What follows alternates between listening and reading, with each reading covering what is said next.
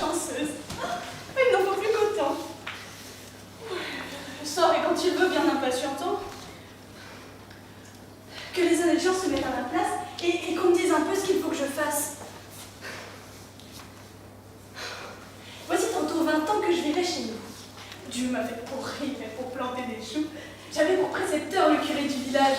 J'appris ce qu'il savait, même un peu davantage. Je vivais sur parole et je trouvais le moyen d'avoir des amoureux sans qu'il m'en coûte à rien. Mon père était fermier, j'étais sa ménagère. Je courais à la maison, toujours brave et légère. Et j'aurais de grand cœur pour obliger nos gens à mener les vaches paîtres ou les dindons au champ. Un beau jour, on m'embarque. On me met dans un coche, un paquet sous le bras, 10 écus dans la poche. On me promet fortune et la fleur des maris. On m'expédie en poste. Et je suis à Paris. Aussitôt, de paniers largement affublés, de taffetas vêtus et de poudre aveuglée, on m'apprend que je suis gouvernante séant. Gouvernante de quoi? Monsieur n'a pas d'enfant. Il en fera plus tard. On meuble une chambrette. On me dit, désormais, tu t'appelles Lisette. J'y consens, et mon rôle est de régner en paix sur 3 filles de chambre et 9 ou 10 laquais. Jusqu'ici, mon sort ne me faisait pas grand peine. La maréchale même, au fait, c'est ma marraine. Sa brune autre duchesse a l'air fort innocent, mais monseigneur le duc alors était absent. Où? Je ne sais pas trop. À la noce, à la guerre. Enfin, ces jours derniers, comme on n'y pensait guère, il écrit qu'il revient. Il arrive, et paf, tout juste en arrivant, tombe amoureux de moi. Je vous demande un peu quelle étrange folie. Sa femme est sage et douce, autant qu'elle est jolie. Elle l'aime, Dieu sait, et ce libertin-là ne peut pas bonnement s'en tenir à cela. Il m'écrit des poulets, me compte des frelaines. Il m'envoie des nœuds, des gants et des mitaines, puis enfin, plus hardi, pas plus tard qu'à présent, du brillant que voici veut me faire présent. Un diamant à moi? Oh, la chose est assez claire. Hors de l'argent comptant, que diable puis-je en faire? Je ne suis pas duchesse, et je ne peux le porter. Ainsi, tout simplement, monsieur veut m'acheter. Allons, me fâcherai-je? Ce qui n'est pas très commode de les heurter de front, ces tyrans à la mode. Et la prison est là, pour un oui, pour un non, quand sur un talon rouge on glisse à Trianon. Faut-il être sincère et tout dire à madame? C'est lui mettre d'un mot bien du chagrin dans l'âme. Troubler une maison, peut-être pour toujours, et pour un pur caprice. Oh, en chasser les amours. Vaut-il pas mieux agir en personne discrète et garder dans le cœur cette injure secrète? Oui, oui, c'est plus prudent. Ah, que j'ai de soucis. Ce brillant est gentil, et monseigneur aussi. Je vais lui renvoyer sa bague à l'instant même, ici, dans ce papier. Ma foi, tant pis s'il m'a dit.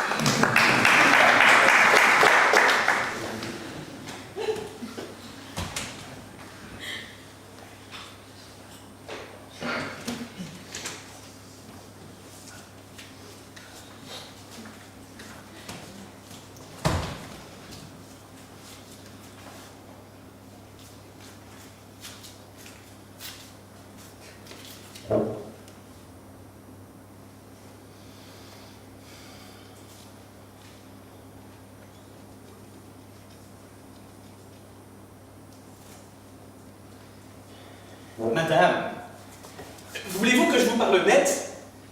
De vos façons d'agir, je suis mal satisfait. Contre elle, dans mon cœur, trop de bile s'assemble, et je sens qu'il faudra que nous rompions ensemble. Oui, je vous tromperai de parler autrement. Tôt ou tard, nous romprons, indubitablement. Et je vous promettrai 1000 fois le contraire, que je ne serai pas en pouvoir de le faire. C'est pour me quereller donc, à ce que je vois, que vous avez voulu me ramener chez moi. Je ne querelle pas, mais votre humeur, madame, ouvre au premier venu trop d'accès dans votre âme. Vous avez trop d'amour qu'on va vous obséder, et mon cœur de cela ne peut s'accommoder. Des amants que je fais me rendez-vous coupable? Puis-je empêcher les gens de me trouver aimable? Et lorsque, pour me voir, ils font de doux efforts, dois-je prendre un bâton pour les mettre dehors? Non, madame, ce n'est pas un bâton qu'il faut, mais un cœur à leur vœu, moins facile et moins tendre. Et votre complaisance, un peu moins étendue, de tant de soupirants chasserait la cohue. Mais dites-moi au moins, madame, par quel sort votre cri tendre a l'heure de vous plaire si fort? Sur quel fond de mérite et de vertu sublime attachez-vous en lui l'honneur de votre estime? Est-ce par les appâts de sa vaste vin grave qu'il a gagné votre âme en faisant votre esclave? Sa façon de rire et son ton de fausset ont-ils de vous toucher su trouver le secret? Qu'injustement de lui vous prenez de l'ombrage? Ne savez-vous pas bien pourquoi je le ménage?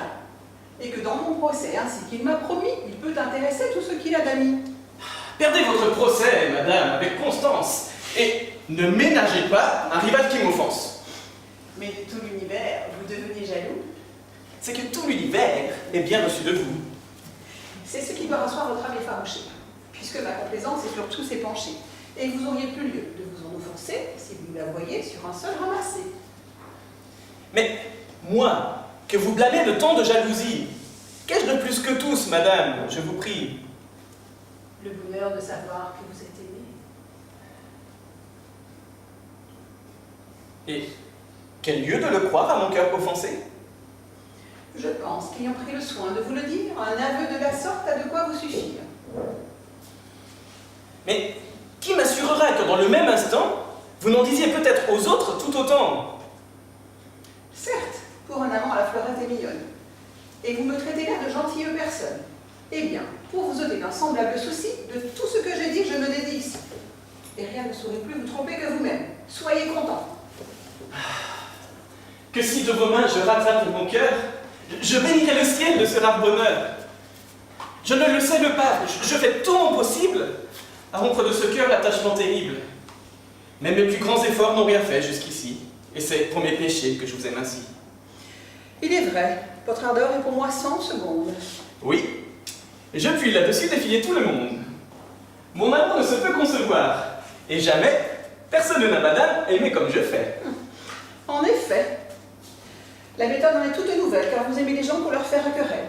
Ce n'est qu'en mots fâcheux qu'éclate votre ardeur, et on n'a vu jamais un amour si grandeur. Mais il ne tient qu'à vous que son chagrin me passe.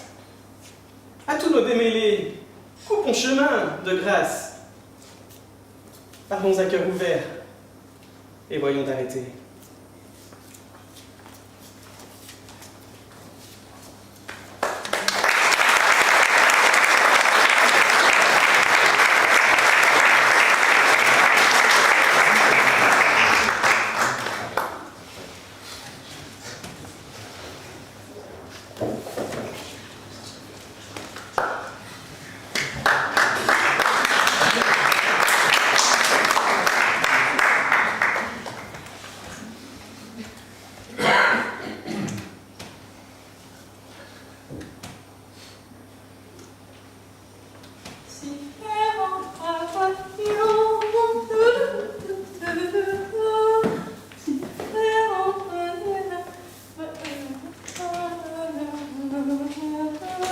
Nicole, Clotilde, écoutez. Quand tu arrives, que me dit cette copine-là? oh mais monsieur, comme vous êtes bête. Comment donc? Oh mon Dieu. Quelle friponesse là? Tu te moques de moi? Oh mais monsieur, j'en serais bien fâchée. Je te baillerai sur le nez si tu ris davantage. Désolée monsieur, mais je ne puis m'en empêcher. Tu ne t'arrêtes pas. Mais vous êtes si plaisant que je ne saurais me retenir. Mais voyez quelle insolence! Mais vous êtes tout à fait drôle comme cela. Je te... Veuillez Tiens. m'excuser. Si tu dis encore le mot du monde, je te jure que je t'infligerai sur la joue le plus grand soufflet qui te soit jamais donné. Voilà qui est fait, monsieur.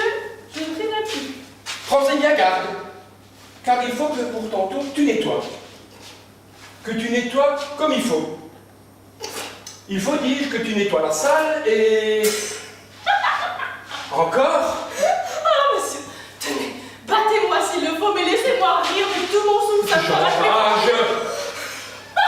Je prie de me laisser Si je rire. te prends... Ah, s'il vous plaît, je crèverai si je ne ris. Mais n'a-t-on jamais vu une telle pantarde comme celle-ci? Tu viens me rire insolemment au nez au lieu de recevoir mes ordres. Ah, que voulez-vous que je fasse, monsieur? Que tu songes, coquine, à préparer ma maison pour la compagnie qui doit venir tantôt. Ah ben c'est bon, j'ai plus envie de rire. Et votre compagnie fait tant de désordre au séance que ce mot à lui seul suffit pour me mettre de mauvaise humeur. Mais ne dois-je point fermer la porte pour toi? Non, mais vous devriez au moins la fermer à certains gens.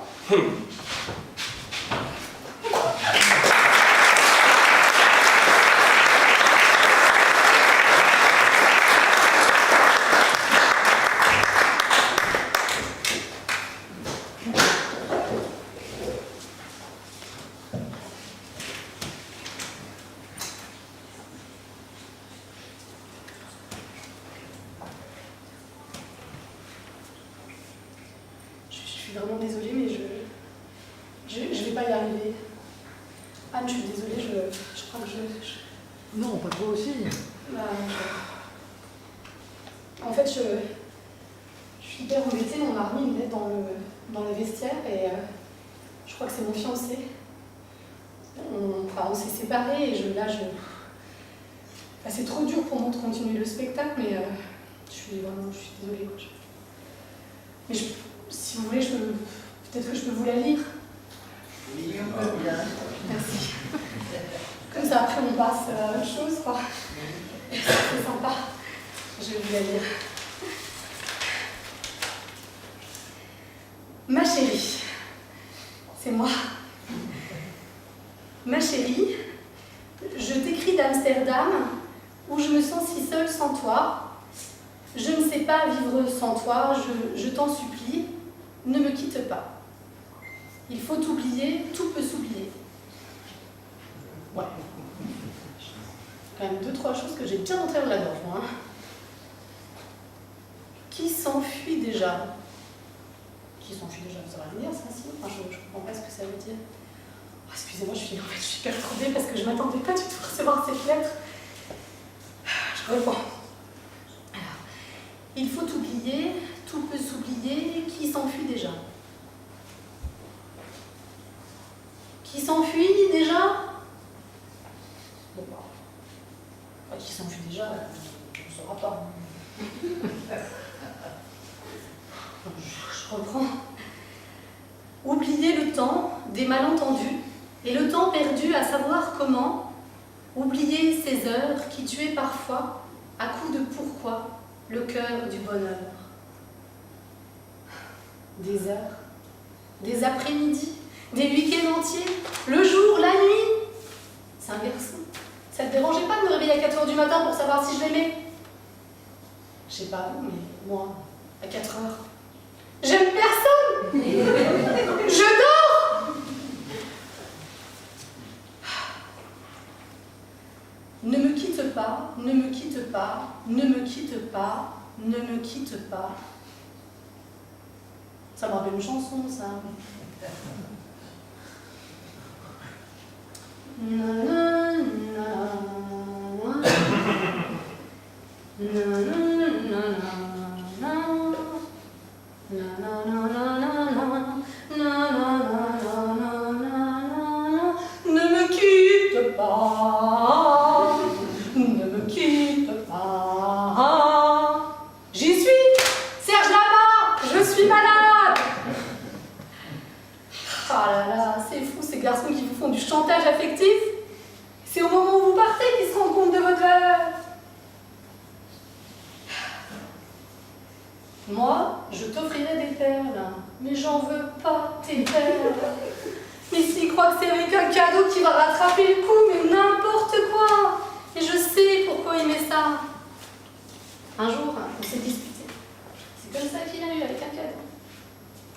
Il m'a offert une grenouille. Oui, parce qu'il faut que je vous dise, j'adore les grenouilles, j'en fais la collection. D'ailleurs, la semaine dernière, j'étais sur un petit marché dans les Pyrénées. J'en ai décoté une petite comme ça en porcelaine. Ah pardon, je me gare un peu, je vais avancer pour que le spectacle reprenne. Excusez-moi. Alors, on en était où déjà? De pluie. Bon, c'est pas clair ce truc. Moi, je t'offrirai des perles de pluie venues de pays où il ne pleut pas. Bon oui, il a toujours été plus malin que les autres. Je creuserai la terre jusqu'après ma mort pour couvrir ton corps d'or et de lumière.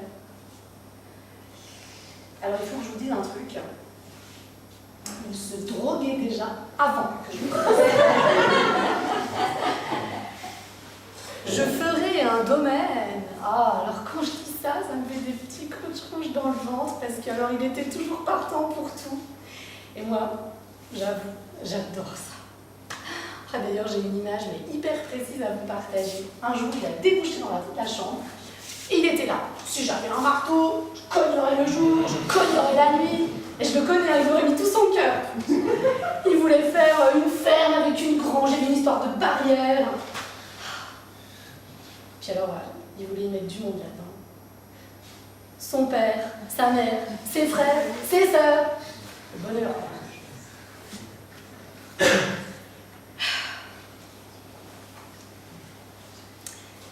Enfin, le domaine, là, je l'attends toujours. Parce que de la gueule, il y en avait. Mais là, derrière, il n'y a pas grand-chose. Je ferai un domaine où l'amour sera roi, où l'amour sera loi, où tu seras... J'arrive pas à lire. Je sais pas ce qu'il a marqué. Je ferai un domaine où l'amour sera roi, où l'amour sera loi, où tu seras... Ruine. Oh, mais ça doit pas être ça, hein. Ah non, ça va me contrarier. On va dire que c'est pas ça.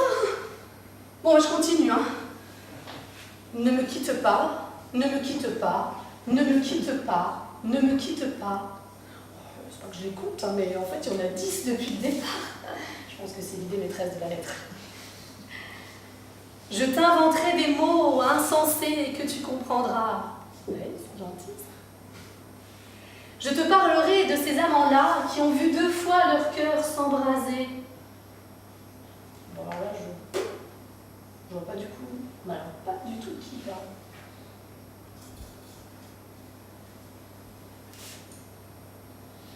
Ah si, ça y est, j'y suis. C'est un couple d'amis à nous. Émile et Madeleine. Ils étaient ensemble, ils se sont séparés, puis un jour ils se sont revus, et vroom, c'était reparti, belote et rebelote. Voir 2 fois leur cœur s'embraser. C'est une super belle histoire en même temps. Bon, Émile, je ne vois plus trop. Mais Madeleine, on est amis, on est carrément amis. D'ailleurs, je l'ai attendue hier, Madeleine. On devait aller au cinéma, parce que Madeleine, elle aime bien ça. La prochaine fois, je lui offrirai... Je te raconterai l'histoire de ce roi, mort de n'avoir pu te rencontrer. Bah, qu'est-ce que j'y peux, moi, s'il est mort de ne pas avoir pu me rencontrer? Quand même pas de ma faute. En même temps, c'est joli quand même. Hein. Bon, je ne vais pas tomber là-dedans, hein, parce que... Ne me quitte pas, ne me quitte pas. Bon, là, on a le paquet de 4, hein, je vous passe, ça n'importe rien. Alors, on a vu souvent rejaillir le feu de l'ancien volcan qu'on croyait trop vieux.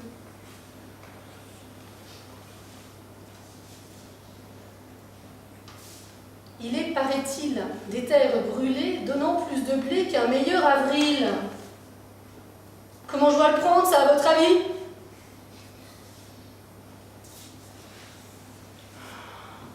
Il a quand même l'air de dire que c'est dans les vieux pots qu'on fait les meilleurs soupes. Mais le vieux pot dans l'histoire, c'est moi! Oh là là, je ne peux pas m'énerver pour ça. Allez.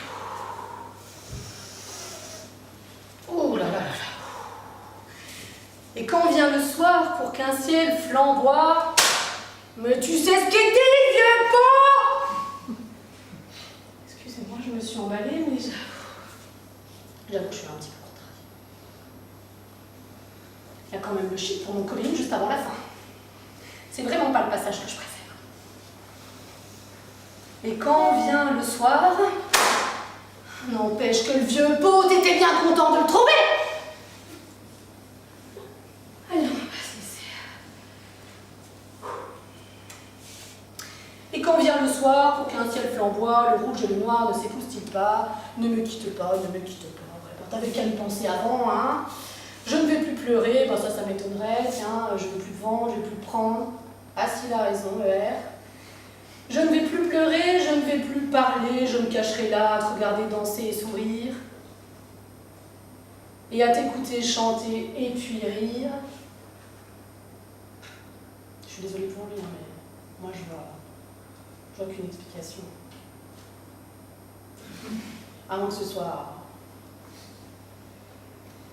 Laisse-moi devenir l'ombre de ton ombre, mais bien sûr, l'ombre de ta main, mais évidemment, l'ombre de ton chien, mais pourquoi pas, il en faut pour tout le monde. Ne me quitte pas, ne me quitte pas, ne me quitte pas, ne me quitte pas. Eh ben si, je te quitte, je te quitte, je te quitte, je le quitte. C'est vraiment pas avec moi, c'est vraiment trop compliqué. Franchement, moi j'ai pas le mot pour. Je sais pas comment ça marche. Oh, et en même temps, je sais que c'est beau, que c'est joliment écrit. Je les aime, les poètes. Je les aime, c'est comme ça. C'est beau, les poètes, c'est magique. C'est tellement magique.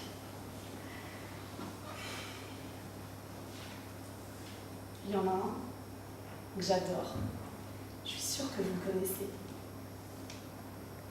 Il s'appelle Jacques. Ah, c'est comment déjà ?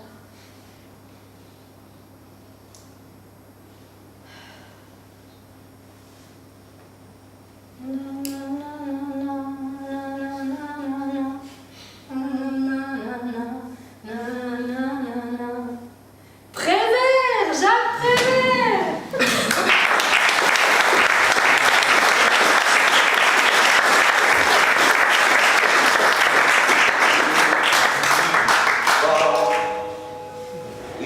Oubliez tout.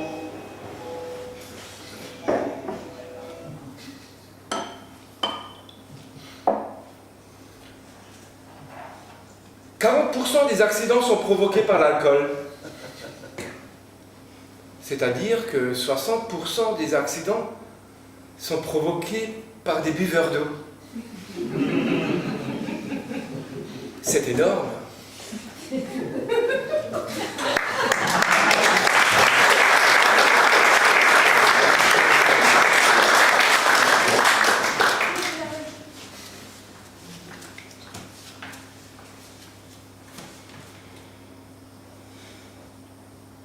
On peut vivre sans richesse, presque sans le sou. Des seigneurs et des princesses, il n'y en a plus beaucoup. Mais vivre sans tendresse, on ne le pourrait pas. Non, on ne le pourrait pas. On peut vivre sans la gloire, qui ne prouve rien. Être inconnu dans l'histoire et s'en trouver bien. Mais vivre sans tendresse, il n'en est pas question. Non, il n'en est pas question. Quelle douce faiblesse, quel joli sentiment, ce besoin de tendresse qui nous vient en naissant. Vraiment, vraiment. Le travail est nécessaire, mais s'il faut rester des semaines sans rien faire, eh bien, on s'y fait. Oui, mais sans la tendresse, le temps vous paraît long? Non, le temps vous paraît long. Dans le feu de la jeunesse naissent les plaisirs, et l'amour fait des prouesses pour vous éblouir. Alors, sans la tendresse d'un cœur qui vous soutient, l'amour ne serait rien. Quand la vie impitoyable vous tombe dessus, on n'est plus qu'un pauvre diable, broyé et déçu. Alors, sans la tendresse d'un cœur qui vous soutient, on n'irait pas plus loin. Un enfant vous embrasse parce qu'on le rend heureux. Tous ses chagrins s'effacent, On a les larmes aux yeux.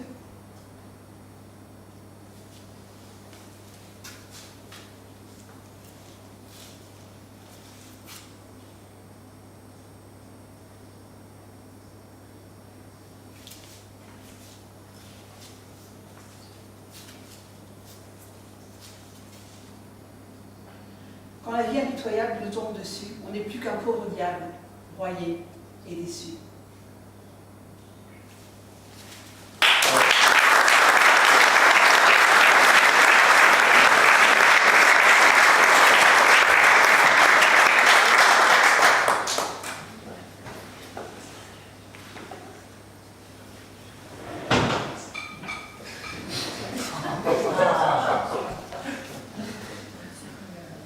T'as 30 morts chaque jour sur les routes.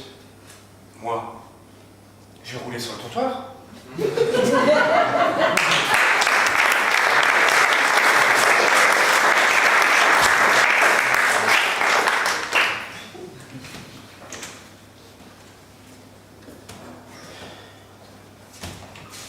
Dramatique. Problème insoluble. Dramatique. Les deux belles-mères veulent figurer sur le carton d'invitation. Catherine adore sa belle-mère, qui l'a quasiment élevée. Elle la veut sur le carton, elle la veut. La belle-mère n'envisage pas, et c'est normal, la mère est morte, de ne pas figurer aux côtés du père. Moi, je déteste ma belle-mère. Il est hors de question que ma belle-mère figure sur le carton d'invitation. Mon père ne veut pas y être. Si ma belle-mère n'y est pas, à moins que la belle-mère de Catherine n'y soit pas non plus, ce qui est rigoureusement impossible. J'ai suggéré qu'aucun parent n'y soit. Après tout, nous n'avons plus 20 ans, nous pouvons inviter les gens et présenter notre mariage nous-mêmes. Catherine a hurlé, disant que c'était une gifle pour ses parents qui payaient prix d'or la réception, et notamment pour sa belle-mère qui s'était donné tant de mal alors qu'elle n'est même pas sa fille. Je finis par me laisser convaincre, totalement contre mon gré, mais par épuisement. J'accepte donc que ma belle-mère, que je déteste, figure sur ce carton. Je téléphone à ma mère pour la prévenir. Maman, j'ai tout fait pour éviter ça, malheureusement, on ne peut pas faire autrement. Yvonne doit figurer sur le carton. Elle me répond, si Yvonne figure sur le carton, je ne veux pas y être. Maman, s'il te plaît, n'envenime pas les choses. La situation est déjà assez compliquée comme ça. Comment oses-tu me proposer que mon nom flotte, solitaire sur le papier, en dessous de celui d'Yvonne, solidement amarré au patronyme de ton père? Maman, écoute, des amis m'attendent. On en reparlera demain à tête reposée. Et pourquoi c'est toujours moi la dernière roue du carrosse? Mais non, maman, mais non, t'es pas la dernière roue du carrosse. Bien sûr que si, je suis la dernière roue du carrosse. Si tu me dis n'envenime pas les choses, ça veut bien dire que les choses s'organisent sans moi, que Trou se trame derrière mon dos, que la brave Huguette a juste à dire oui et amène à tout. Et le clou, dit-elle, j'ajoute. Le clou. Tout cela pour un événement dont je n'ai pas saisi l'urgence. Et elle approche. Catherine, qui était à côté mais qui n'avait pas entendu, me dit « Qu'est-ce qu'elle dit à propos du mariage ?» Rien, Cathy, juste qu'elle veut pas que Yvonne soit sur le carton, et je la comprends. Tu mens. Qu'est-ce qu'elle dit à propos du mariage?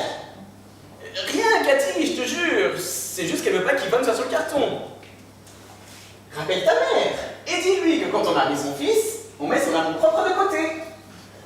Tu pourrais dire la même chose à ta belle-mère, je te signale. Mais ça n'a rien à voir, me dit Catherine. Ce n'est pas elle qui veut être sur le carton, c'est moi qui veux qu'elle y soit. La pauvre, la délicatesse même. Si elle savait tous les problèmes que ça engendre, elle me supplierait de ne pas être sur ce carton. Rappelle ta mère. Je rappelle ma mère. En surtension, Catherine à l'écouteur. Yvan, me dit ma mère, tu as jusqu'ici mené ta barque de la manière la plus ridicule qui soit. Et parce que tu entreprends soudain une activité conjugale, je me vois dans l'obligation de passer toute une après-midi et toute une soirée avec ton père. Un homme que je n'ai pas vu depuis 17 ans et à qui je n'avais pas spécialement l'intention de montrer mes bajoux et mon embonpoint. Et avec Yvonne qui plus est. Yvonne, qui, je te le signale en passant, a trouvé le moyen de se mettre au bridge. Ma mère aussi joue au bridge. Tout cela, je ne peux pas l'empêcher. Mais le carton, l'objet par excellence, sur celui-ci, j'entends bien m'y pavaner, seul. Maman, pourquoi est-ce que tu es si égoïste? Je ne suis pas égoïste, Yvan! Je ne suis pas égoïste! Tu ne vas pas commencer par t'y mettre toi aussi! Et me dire comme Madame Romero ce matin que j'ai un cœur de pierre, que dans la famille nous avons tous une pierre à la place du cœur. Dixit Madame Romero ce matin parce que j'ai refusé de l'augmenter de 11 € de l'heure non déclarée. Elle est devenue totalement folle. Et qui a trouvé le moyen de me dire ce matin même que nous avons tous une pierre à la place du cœur dans la famille. Alors même que l'on vient de mettre un pauvre pacemaker à ce pauvre André. André, à qui je te le signale d'ailleurs, tu n'as pas envoyé de petits mots. Ah oui, bien sûr, ça te fait rire, mon fils, tout te fait rire. Ce n'est pas moi qui suis égoïste, Yvan, ce n'est pas moi qui suis égoïste. Tu as encore beaucoup de choses à apprendre de la vie. Allez, file, mon petit, file. File, rejoindre tes chers amis. J'en sais pas.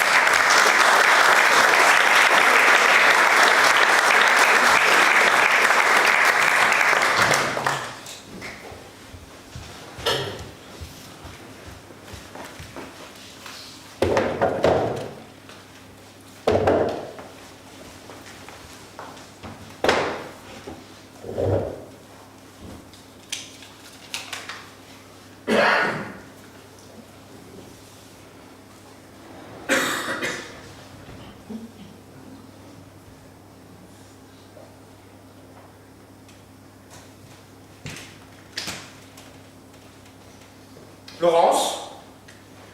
Laurence? Laurence? Tu es là?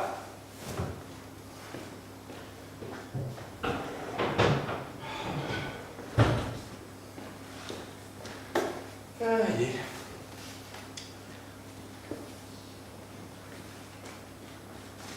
Allô, oui, c'est moi. Je viens de rentrer, je pensais que tu étais là. Bon, ben, rappelle-moi, hein.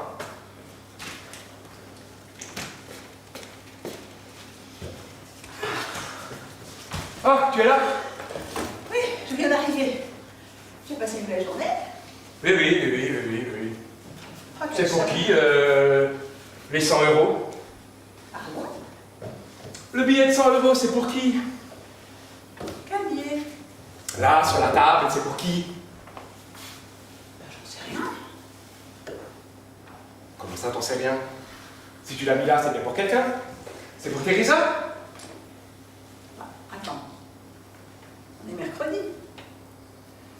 Teresa vient le lundi et le jeudi. Qu'est-ce que tu racontes? Pourquoi t'as mis 100 € sur la table? Ben, j'ai rien mis du tout. Alors qui l'a mis là? Bah, ça peut être que toi. Non, ce n'est pas moi. Non, ce n'est pas moi, sinon...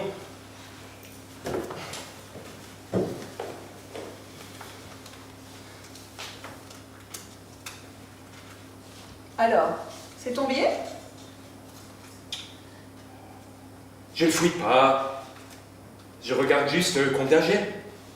Bah, si tu vérifies, c'est que tu n'es pas sûr. Mais si, je suis sûr. Je suis certain. J'avais 2 billets de 50.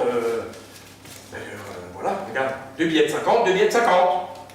Eh ben, 50 et 50, ça fait 100. Et alors? Bah, et alors, je sais pas, j'essaie de comprendre. Comprendre quoi? J'ai 2 billets de 50, ça n'a rien à voir avec un billet de 100. Ça se reproduit pas les billets, hein, ça fait pas de petits. Arrête de parler comme un conne, tu veux bien? Il y a sûrement une explication. Attends, il était là? Oui, là. Eh ben, il vient de là. Du ciel.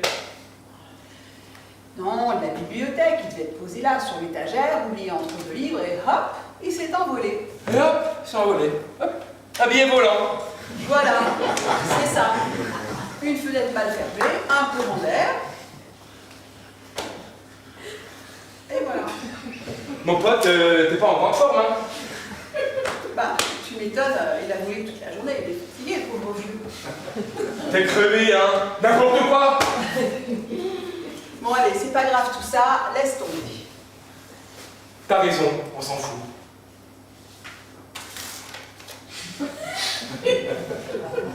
Bah, qu'est-ce que tu fais? Quoi? Bah, pourquoi tu prends les 100 €? Bah, je sais pas. Bah, Je sais pas. ils sont autant à toi qu'à moi. T'es grotesque, Laurence, tiens, prends-les. Mais j'en veux pas tes 100 €, je m'en fous complètement, mais je trouve ça mufle que tu les empoches comme ça. Tu m'insultes, là. Ça suffit maintenant. Qu'est-ce qu'il te prend?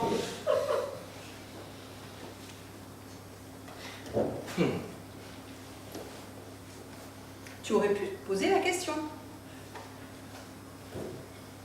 Quelle question? Quelle question? Ça fait un quart d'heure qu'on se pose des questions. Ça suffit maintenant, non?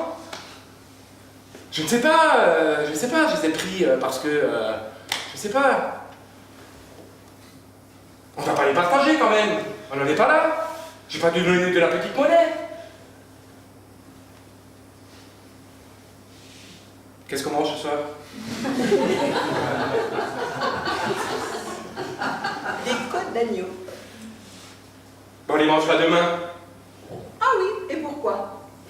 Parce que j'ai 100 € dans la poche et que j'ai envie de t'inviter à dîner.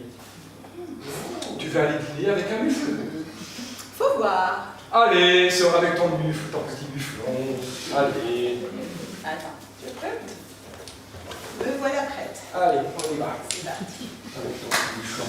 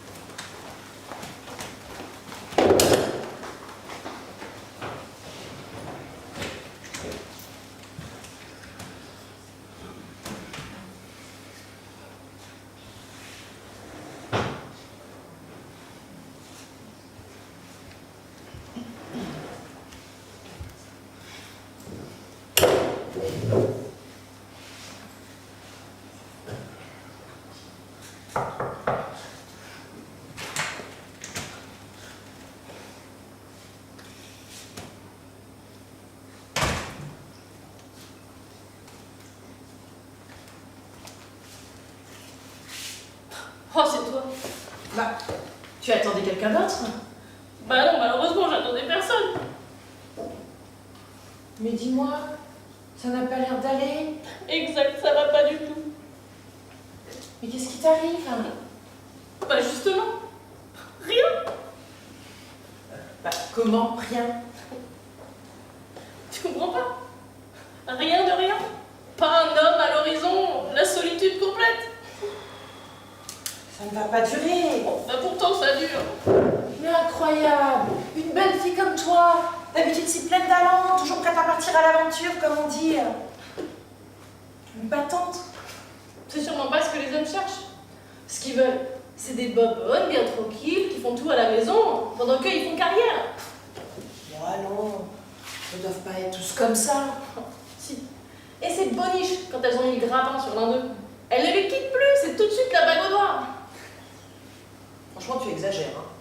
Le nombre de mariages est en chute libre. Était en chute libre. Aujourd'hui, la tendance est inversée.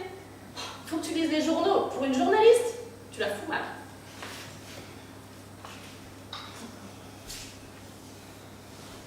Bon, ne te désespère pas, ton tour viendra, j'en suis certaine. Décidément, tu comprends juste rien. Je veux pas être la boniche d'un homme, moi. Hein. Moi, ce que je veux, c'est le grand amour. Mais on veut tout ça. J'en doute. Toi, tu l'as trouvé? Le grand amour. Non. Comment non? Non. Et l'homme avec qui tu vis, c'est quoi alors? Bah. Personne. Comment personne? Je suis seule. Complètement seule. On ne peut seul. Ça n'a pas l'air de te traumatiser plus que ça.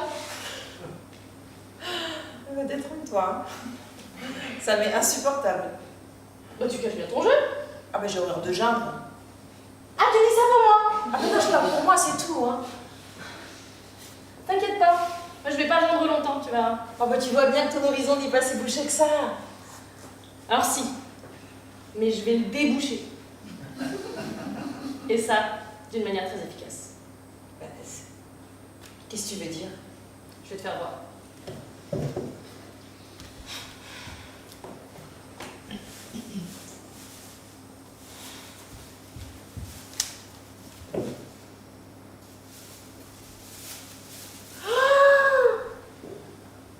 Mais tu veux te venger de quelqu'un? Oui. Et qui? Un homme qui t'a quitté? Ah non, personne ne m'a quitté puisqu'il y avait personne. Mais parle à la fin, tu me rends folle! Tu veux massacrer qui avec ça? Moi. Quoi, moi? Je vais le faire. Mais arrête, oui, je t'en prie. Alors, redonne-moi ça tout de suite, sinon j'en ai... Ça pourrait te donner des idées. Toi aussi, tu dois bien souffrir de ta solitude. Ah bah oui. Mais alors pas au point de vouloir me décolorer en blonde.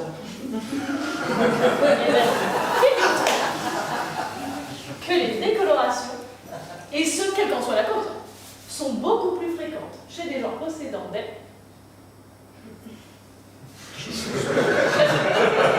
Les décolorations, quelle qu'en soit la cause, sont beaucoup plus fréquentes chez les gens qui possèdent des... Certes. Des décolorations. L'occasion vous est là? Ah bah c'est ton cas. Peut-être. Mais ça regarde moi. Mais ça me regarde aussi. Tu oublies que je suis ta meilleure amie. Meilleure amie, dans une situation comme la mienne, ça ne veut plus dire grand-chose. Quand on a pris une décision comme celle-ci, on est déjà sur une autre planète, de l'autre côté du miroir. Oh bah reste donc-y sur ta planète. Et c'est pour quand ce passage à l'acte? Dans les jours, Et la raison de ce sursis? une dernière chance. Oh, tu m'as fait peur. Tout n'est pas perdu. Calme-toi tout de suite, hein. Une chance minime, presque inexistante. La recherche d'un dernier échec pour me prouver qu'il n'y a vraiment plus rien à espérer. Mais tant qu'il y a de la vie, il y a de l'espoir. C'est une formule idiote, ça. Pour moi, tant qu'il y a de la vie, c'est du désespoir qu'il y a. Mais qu'est-ce que je vais faire, moi, pendant ces 8 jours? Je vais te téléphoner tous les jours pour savoir où t'en es. Je vais accourir si tu réponds pas. Je vais faire enfoncer ta porte, terrorisée à l'idée de te retrouver blonde. Et tu veux que je vive pareil d'angoisse pendant toute une semaine? Je t'appellerai. Tous les soirs. À 19h précise. Le soir où il n'y a pas d'appel. Tu sauras.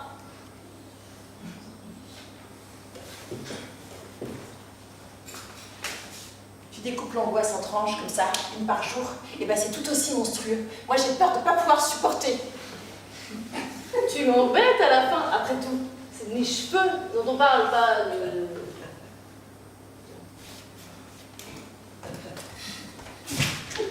Brune Power!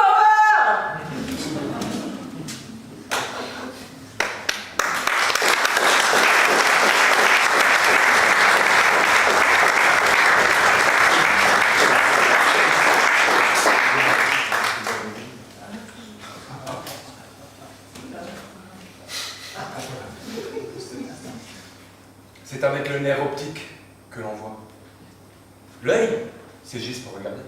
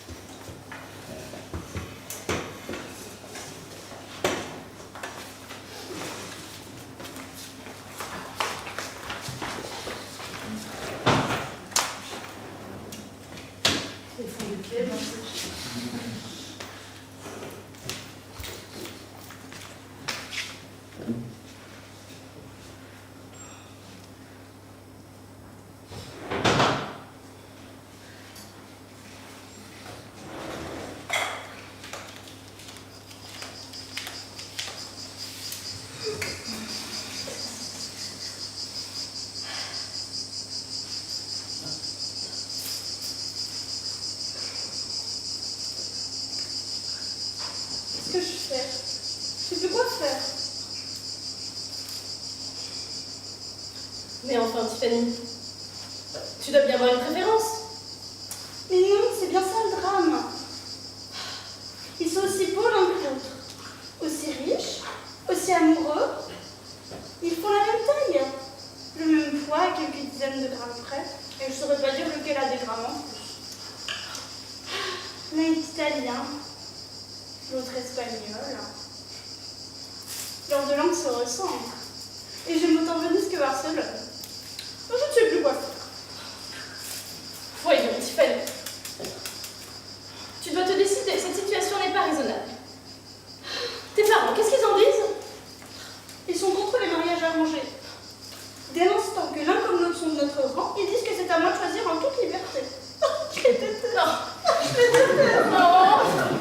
Ah non, Tiffany.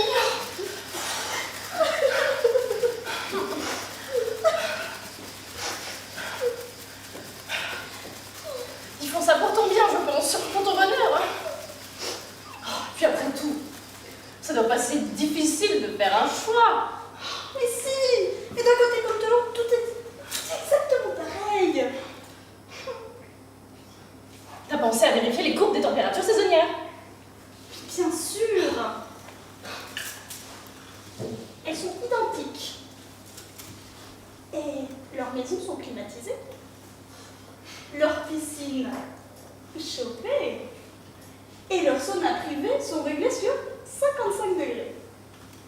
Je ne sais plus quoi faire. Allez, calme-toi. À nous deux, nous allons bien trouver une solution. V, Barcelone. V, Venise. Entre le B et le V, tu dois bien avoir une préférence. Quelle lettre tu préfères? Mais non, mais c'est pareil. J'y ai pensé, figure-toi.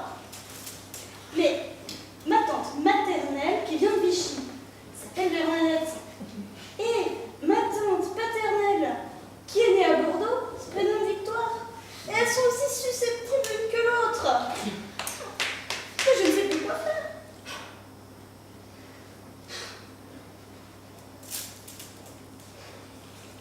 B et V, c'est pareil. Comment tu as fait, toi?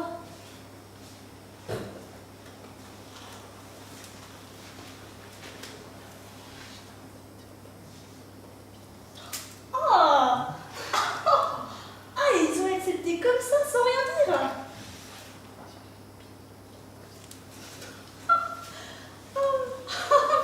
Mais t'as raison, je vais l'essayer.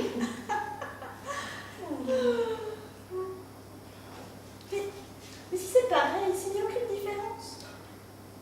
Impossible, ma petite Tiffany. Sinon, c'est une histoire à rentrer dans les annales. Oh, je t'en prie, Ashley, dis pas des choses comme ça.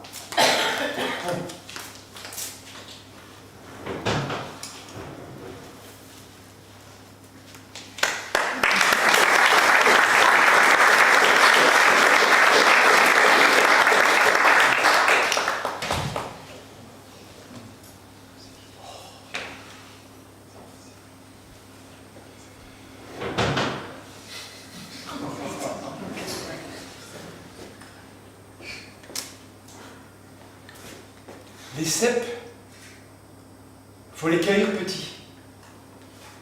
Car si tu attends trop longtemps, on les a cueillis avant toi.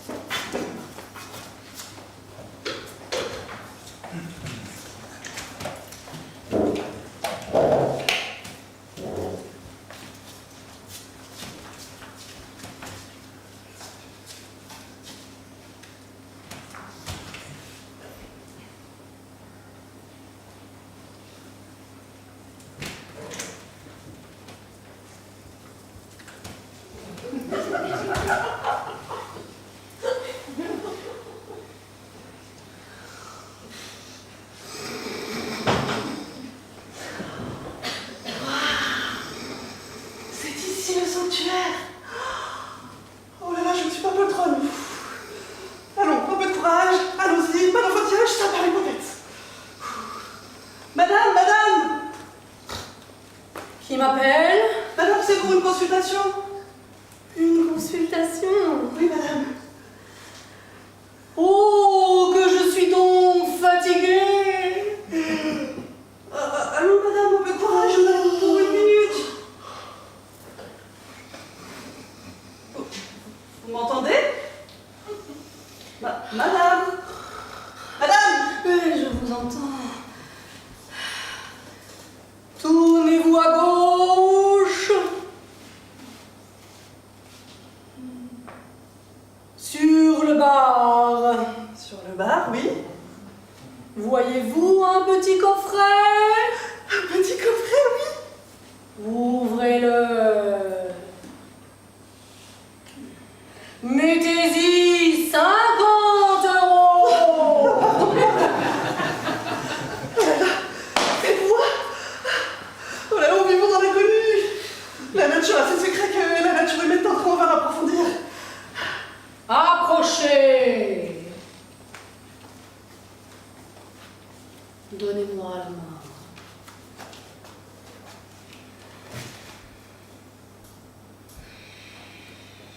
Questionnez. Oui, madame, alors c'est bien simple. Je rentrais des courses, il était 18h30, et mon mari, dans la cuisine, oui, mon mari cuisine, mon mari donc me dit surveille la sauce, qu'elle ne brûle pas, moi je vais chercher des oignons. Il me donna la cuillère à peau, s'en alla et ne réapparut plus. Et cela, ça fait 8 jours maintenant, sans savoir s'il est mort ou s'il est vivant. Et avec ceci, il sera sorti sans chapeau. Pour moi, le froid l'aura saisi et il est à l'hôpital avec une fluxion de la poitrine. Enfin voilà, je voulais savoir ce qu'il en était. Pourriez-vous me confier un objet ayant appartenu à cette personne? Je vais ramener ceci. Je suis fatiguée. Ah, je vois mal. Aidez-moi! Comment faut-il faire? Ordonnez-moi de voir. Je vous l'ordonne. Dites voyez! Voyez! Bien, c'est assez.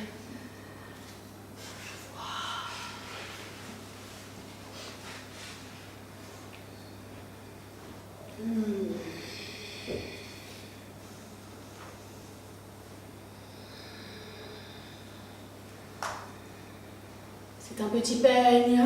Ah oui.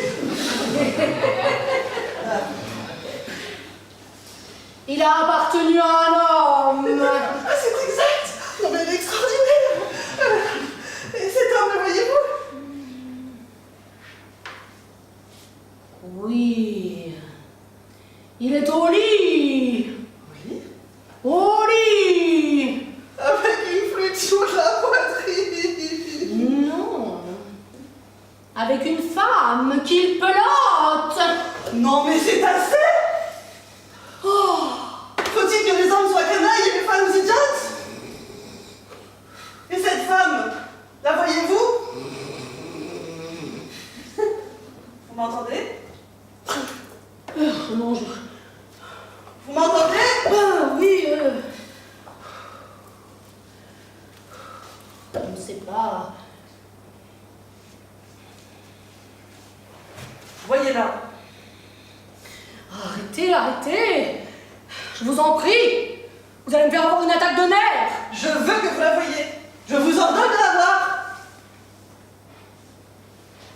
Je la vois. Eh ben, dépeignez-la en ce cas. C'est une femme. Entre deux âges. Entre deux âges, parfaitement. Visage ovale. Bon. Nez ordinaire. Bouche moyenne. Yeux quelconque. Vous réfléchir dans mes souvenirs, je ne vois personne qui correspond à ce signalement. En même temps, c'est un peu vague. Auriez-vous d'autres détails à me donner?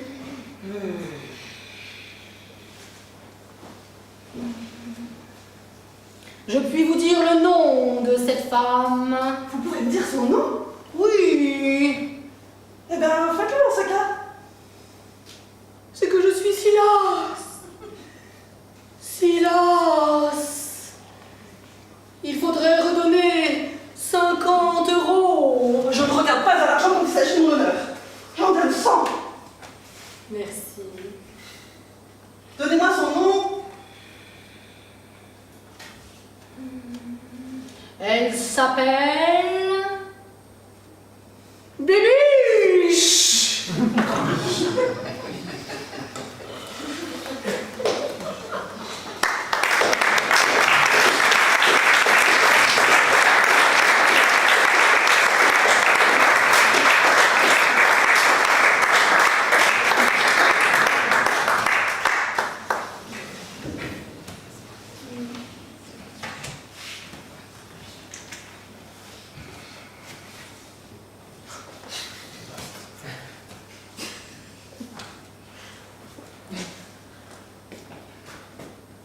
La viande tendre, c'est de la viande qui a été heureuse.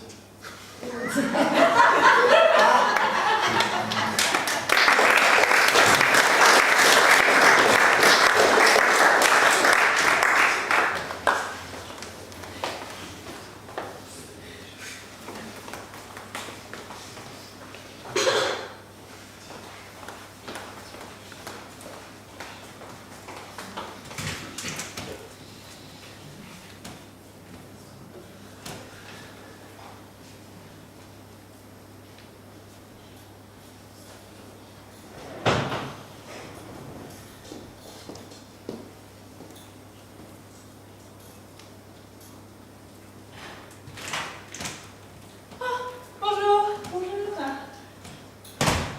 Vous allez bien, enchantée. Oui, et vous? Oh, ravie, racontez-moi tout, je veux tout savoir. Oh, vous savez, il ne se passe pas grand-chose, je ne vois pas grand monde. Moi, je connais le monde. J'ai voyagé partout. Je suis actrice, vous savez. Je joue dans le théâtre. Le théâtre! Vous ne voyez pas ce que c'est. Bon, il y a la scène et la salle. Tout est en clos. Les gens viennent là le soir et sont assis par rangées, les uns derrière les autres, regardant. Mais que regardent-ils si tout est fermé? Eh bien, ils regardent le rideau de la scène. Et ce qu'il y a derrière, une fois qu'il est levé. Et il se passe quelque chose sur scène, comme si c'était vrai. C'est comme les rêves que l'on fait lorsque l'on dort la nuit. C'est pour celui-là que les gens viennent au théâtre. Je les regarde et je vois la chair vivante et habillés. Ils garnissent les murs comme des mouches jusqu'au plafond. Et je vois des centaines de visages blancs. L'homme s'ennuie et l'ignorance lui est attachée depuis son enfance. Et ne sachant de rien comment cela commence ou finit, c'est pour cela qu'il vient au théâtre. L'homme est là, assis les bras croisés. Il se regarde, s'observe.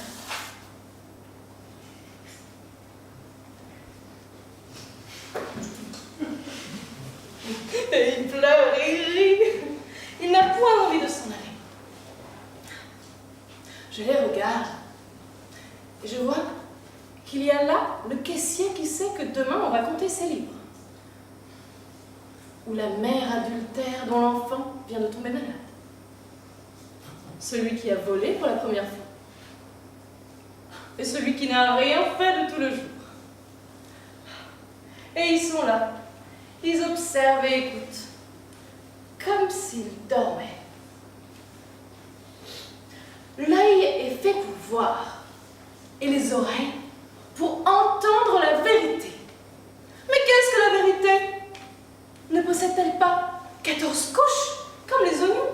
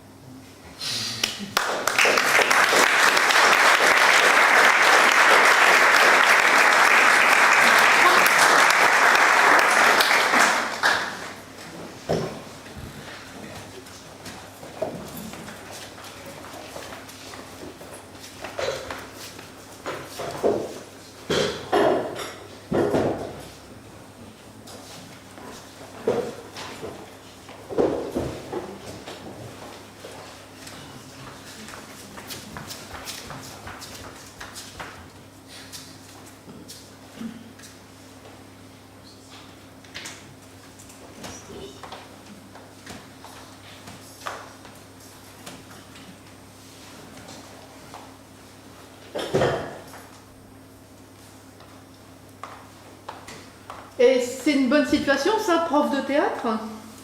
Vous savez, moi, je ne crois pas qu'il y ait de bonnes ou de mauvaises situations. Moi, si je devais décrire ma vie avec vous, aujourd'hui, je dirais que c'est d'abord des rencontres. Des gens qui m'ont tendu la main à un moment où je ne pouvais pas, où j'étais seule chez moi. Parce que quand on a le goût de la chose bien faite, le beau geste, alors on ne trouve pas toujours l'interlocuteur en face, je dirais, le miroir qui nous aide à avancer. Alors moi j'ai pu, comme je le disais, j'ai pu et je dis merci à la vie, je lui dis merci, je chante la vie, je danse la vie, je ne suis qu'amour. Alors quand les gens me demandent mais comment fais-tu pour avoir toute cette humanité,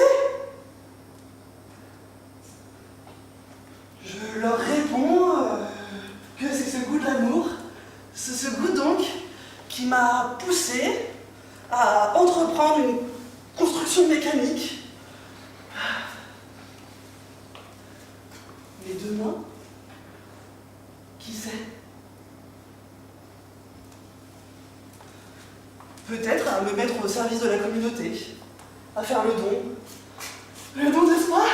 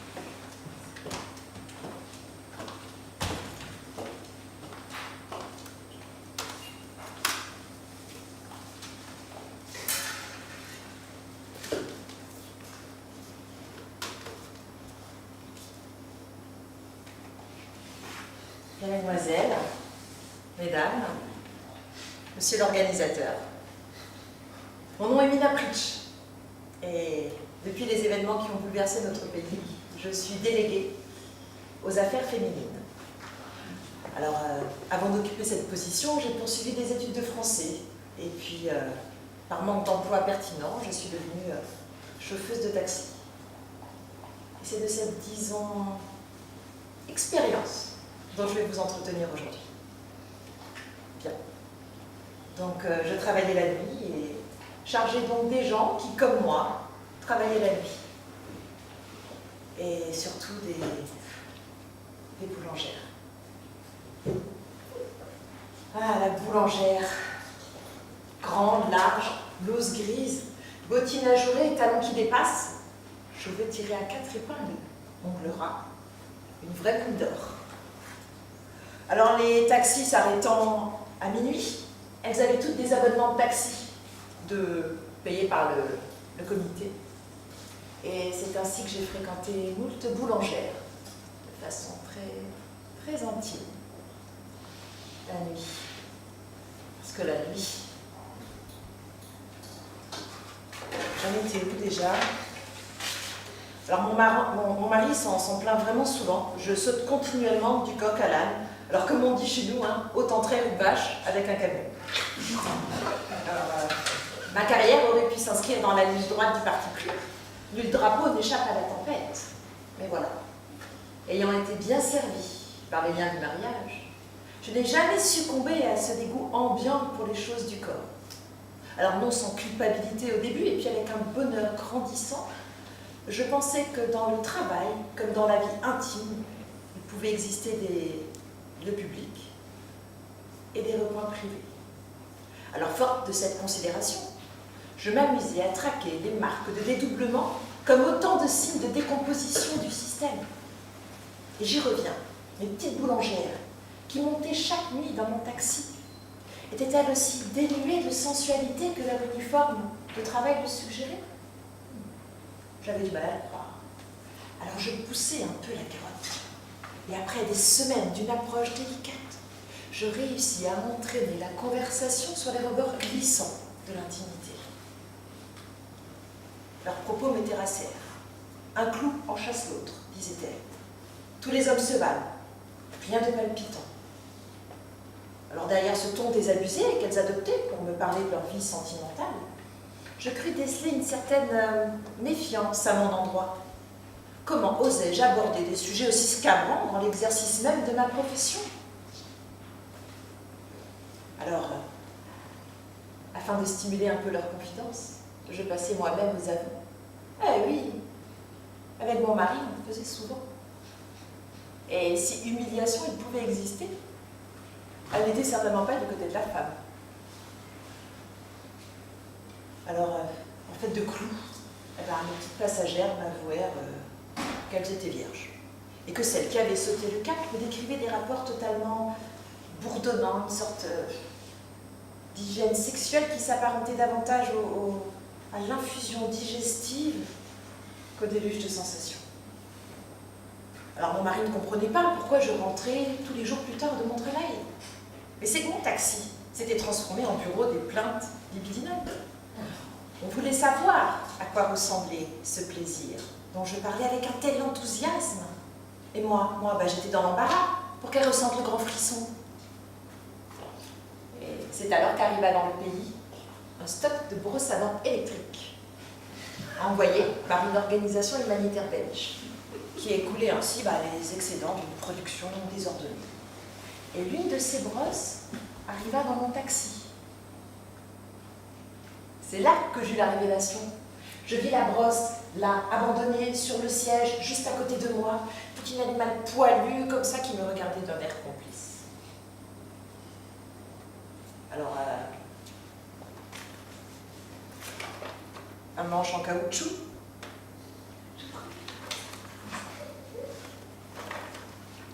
une rondelle de fixation. Alors, ce procédé manquait quelque peu de poésie. Il s'avéra assez efficace, hein, croyez-moi.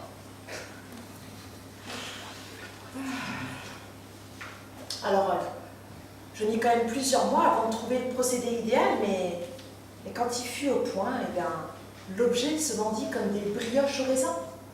Alors, la gloire, l'excitation, j'abrège. Voilà, les semaines passent et à chaque coin de rue, on m'attend. Petite silhouette pâle, dans la nuit. À ce rythme, le stock de brosse à dents, il rétrécit. Il s'épuise. Il est épuisé. Et alors, que faire? Je vous le demande. Que faire? Je ne me dégonfle pas. Enfin, Mina Pritch ne se dégonfle pas. Mina donc se met en tête de brancher son prototype personnel sur l'allume-cigare du taxi. Elle trouve le câble adéquat, le transformateur. À l'arrière, elle aménage quelques accommodements, des couvertures, des serviettes, des eaux de toilette. Au stade supérieur, elle s'applique à changer les vitesses, à freiner brusquement au feu rouge ou au contraire, à glisser d'une rue sur l'autre sans secousse superflue. Oh là là, quel bon souvenir. Et puis une nuit, alors que je viens de charger une brunette en quête de mazurka,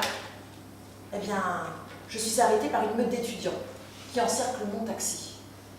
Et les voilà qui se mettent à taper sur le capot. Mon capot! Arracher les essuie-glaces, les cils de mes yeux, ils arrachaient. De vrais cannibales. Alors ni une, ni deux, sans savoir comment, je débranche et je me retrouve à côté de mon véhicule. La brosse à dents, telle une fronde, au bout de son fil électrique, je la fais tournoyer et j'en leur crie de ne pas approcher. Les manifestants s'écartent. Mais je comprends qu'en fait, ils attendaient un autre véhicule, celui qui ramenait chez lui le ministre de l'Éducation. Alors je me mets à scander quelques mots de solidarité, et les étudiants, voyant que je me rallie à leur cause, laissent exploser leur joie. Je suis soulevée de terre par 2 solides gaillards qui me déposent sur le toit de mon véhicule. Et là, dans un équilibre incertain, la brosse à dents à la main, je fais mon discours. Il est temps de se dégourdir l'imagination. Cessons de vivre à la dérobée, nerveusement, sur la défensive. Nous travaillons tétanisés pendant que ces dirigeants, nos dirigeants, ces gros visqueux, prétendent que le plaisir individuel est un instrument au service de l'idéologie ennemie, susceptible de bouleverser la santé mentale de notre société. Eh bien, prenons-les au mot. Pour une fois, croyons-les. Sabotons le système par l'intérieur de nous-mêmes, réclamant le droit de rire, le droit de pleurer, le droit de souffrir, de s'enflammer, le droit d'aimer. Nous voulons des émotions, nous voulons des sensations. Et arrêtons de nous faire manipuler comme des petits pains là qu'on ferait rouler dans de la farine, manipulés par l'organe du parti. À ces mots, le gardien du secteur fait irruption. Alors il gesticule, entre en colère, étonne, mais je vous prie de laisser l'organe du parti tranquille et de faire disparaître cette chose ignoble. Alors je laisse du lest, parce que surprise, et là la brosse à dents lui frôle le haut du crâne. Alors il veut contrecarrer, mais l'hurlement des sirènes lui coupe l'inspiration. Et après c'est la débandade. Cris, explosions, fumée, coups de matraque. Et puis une sensation de chaleur moite, intense, comme l'impression d'être transporté sur la langue d'un monstre. Et puis la suite, on la connaît. Les journaux se sont repus, les aventures de Mina Fitch. Le taxi en flammes, l'hôpital, les brutalités policières, la contagion, les grèves, la grève des transports, la capitale paralysée, le pays tout entier dans la rue. Et pour couronner le tout, eh bien, la démission du gouvernement. Et voilà, fini le taxi la nuit. Fini les boulangères. Puis moi aussi, mon histoire se finit. Ou qui commence, qui recommence peut-être. Qu'en pensez-vous? Alors, je venais d'apprendre ma nomination au cabinet des petites affaires féminines et fonctionnaire à temps complet, je devenais.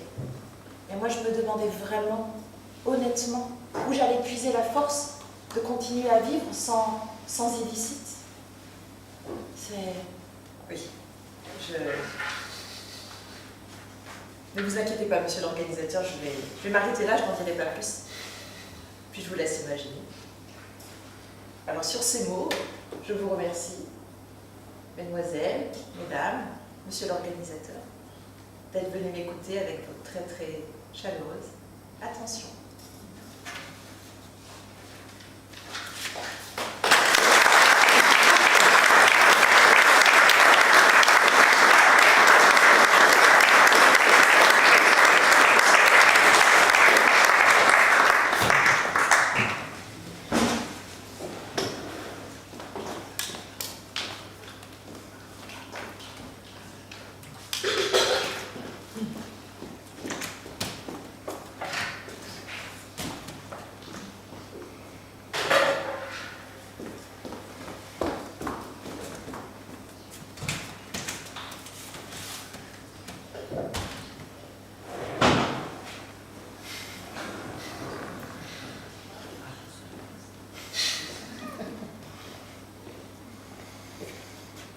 Les moutons, c'est tellement con que même leurs cervelles n'ont pas de goût. Normal.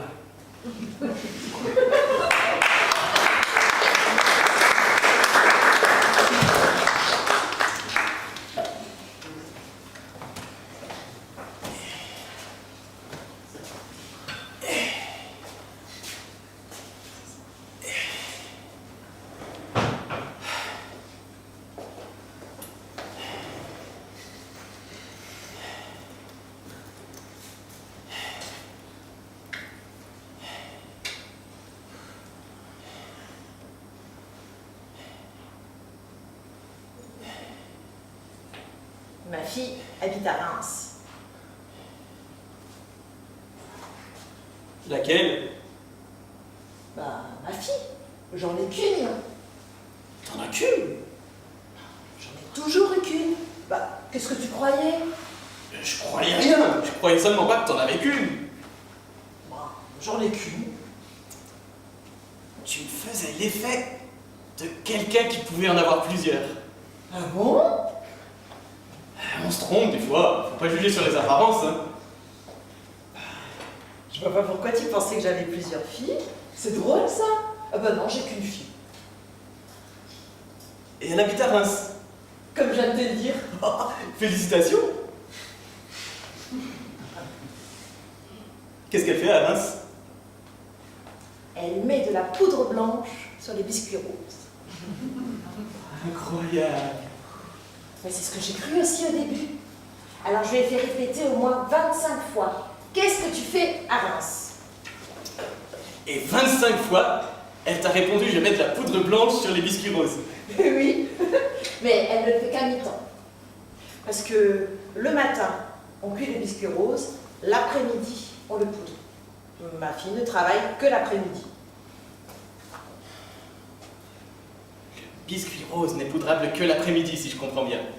Ben non, non.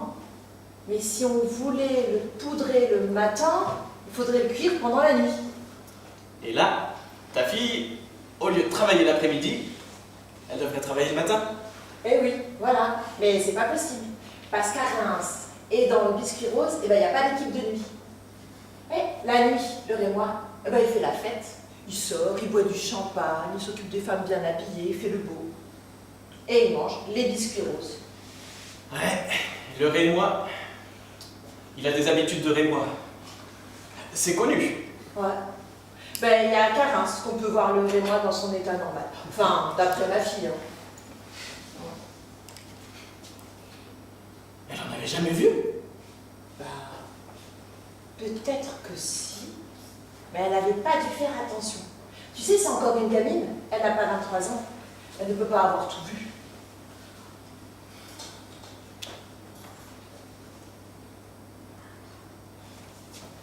C'est une bonne situation, ça, de mettre de la poudre blanche sur les biscuits roses. Bah, une spécialité, tu veux dire? Mais il faut de la régularité dans le mouvement et de la constance dans la continuité. Il y a le tour de main. Les finesses, je suppose. Ah bah tu supposes juste, hein.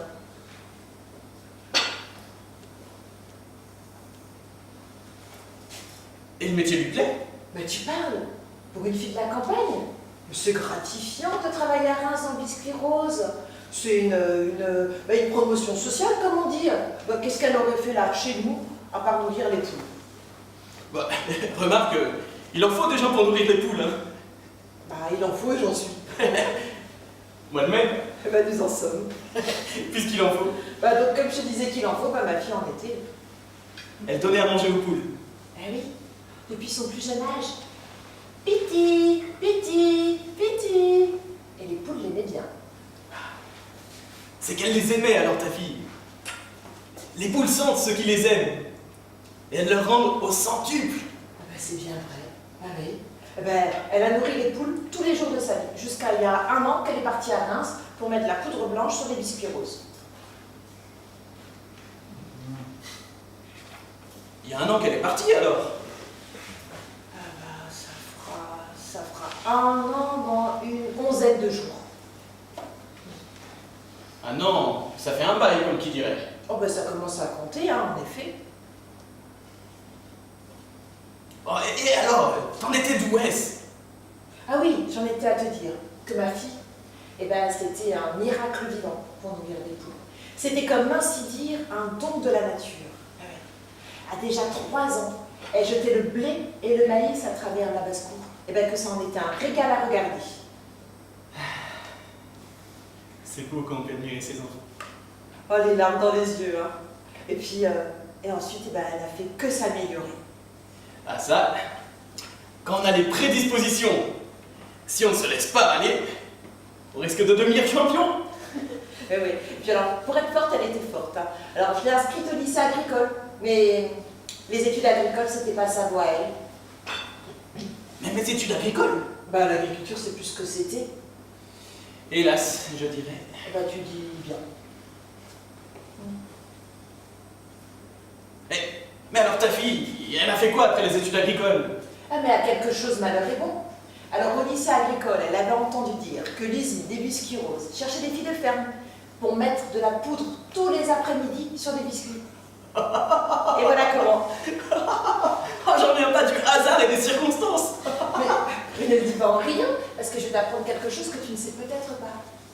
C'est que le geste industriel de mettre de la poudre blanche sur les biscuits roses, eh ben, c'est le même que le geste agricole de jeter du grain aux poules. C'est incroyable. Je sais pas si j'ai déjà entendu une nouvelle aussi incroyable. Ça a dû être la révélation pour ta fille. Oh ben, tout à fait. Le destin quand même. Ça tient à rien. Ah, rien. T'as des poules là dans la cour qui picorent. T'envoies la gamine les nourrir, comme ça, parce que ça amusait même de nourrir la volaille. Et hop, 20 ans plus tard, tu récoltes le fruit de ton initiative. Alors ta fille, elle fait comme si elle nourrissait les biscuits roses. Bah, pareil. Elle ne fait quand même pas piti piti piti piti. Elle le fait. Ce qui est bon pour la poule est bon pour le biscuit rose. Le piti piti piti rythme l'action. Rythme l'action. Rythme l'action de mettre de la poudre blanche sur les biscuits roses comme il rythme l'action de donner à manger une poule. Piti piti piti piti piti. Piti piti piti piti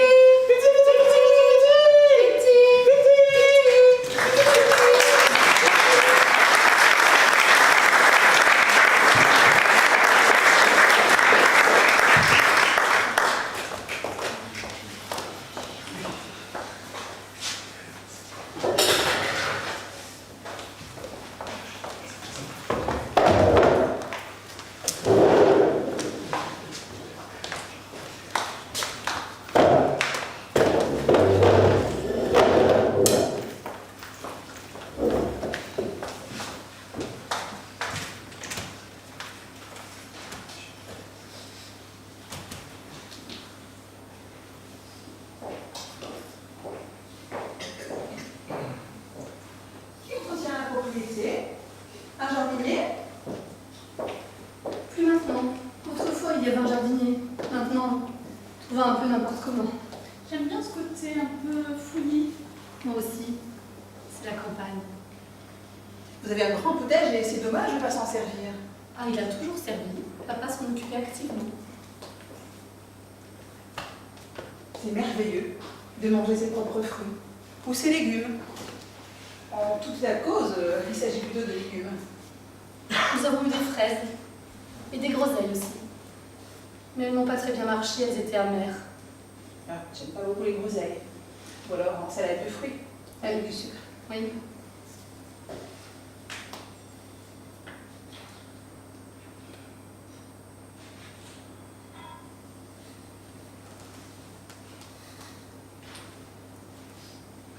On n'a pas plu depuis des jours. L'herbe est très sèche. On peut s'asseoir ici si vous voulez. Asseyons-nous. Essayons. On se croirait en été, franchement.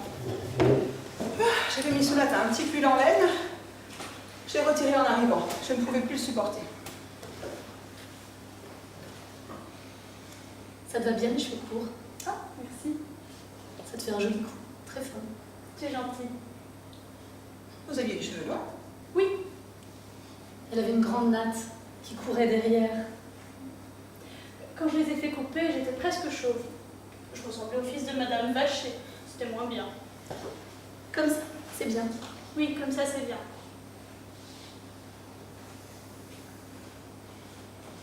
Pendant que j'y pense. Pour la petite pull en laine, je l'ai fourré dans mon sac de peur de l'oublier. Je ne pense pas que vous l'ayez vu.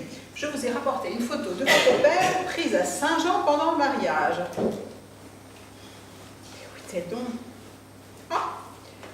La voilà. Je vous la donne, naturellement. Je la trouve excellente. Elle est très belle. Je la trouve chaleureuse, oui, c'est le mot qui me vient, chaleureuse. Je peux la garder? Bien sûr, je l'ai ramenée exprès. On dirait Nathan.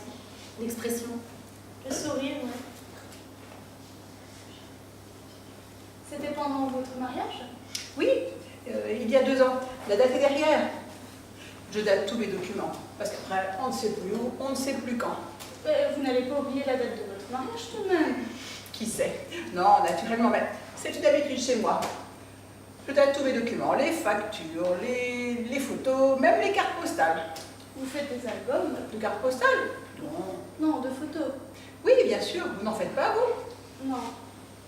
Et vous, Edith? Si, si. Moi, j'en ai au moins 6 ou 7. Les enfants, les petits-enfants. C'est mon esprit de fourmi conservatrice. Et vous revoyez toujours votre premier mari, Julien? Hélas, mon premier mari est mort d'une crise cardiaque à 35 ans.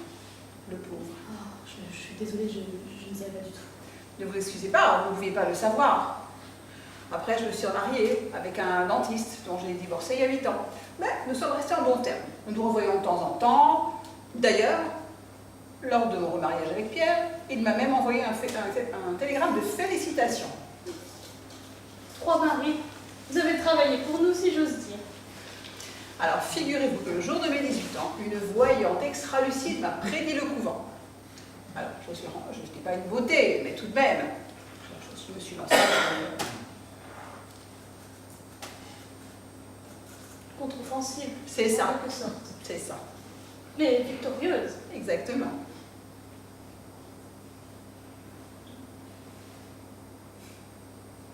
Quand j'étais petite, je faisais des colliers de pâquerettes. Et des couronnes au-dessus de ma tête. Au printemps, le sol en est couvert ici. Tu vois toujours, Jean? Plus ou moins. Je parle de pâquerettes et tu penses à Jean. Non. Mon éternel amour. Tu sais ce que disait papa? La plus belle chose que tu aies réussi dans ta vie, le seul acte dont tu peux te glorifier, c'est de ne pas avoir épousé Jean. Il l'appelait Monsieur Tsetse. C'était d'une bêtise. C'était tellement bête qu'on ne pouvait pas s'empêcher de rire. Tu inviteras Monsieur Tsetse, ça nous divertira.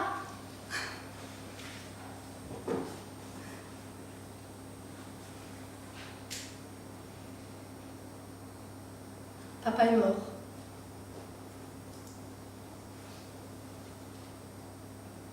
Il me reste Jean.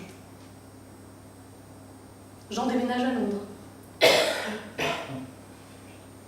Je suis une vieille pomme toute desséchée. Si vous êtes une vieille pomme desséchée, qu'est-ce que je devrais dire? Vous avez des enfants, vous avez des petits-enfants, vous avez un mari, une famille.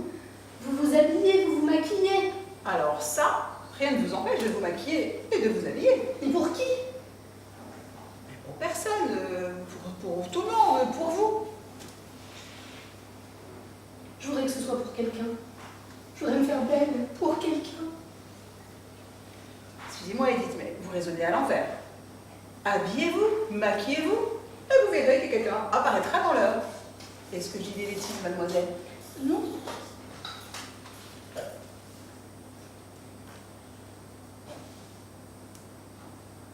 J'ai connu un homme, une nuit. Mon chef de service, rien de plus banal. Un soir, je l'ai attendu à côté de sa voiture.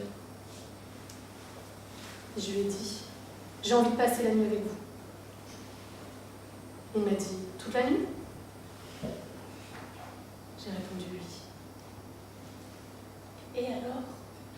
Je n'étais ni maquillée ni rien, j'étais comme je suis.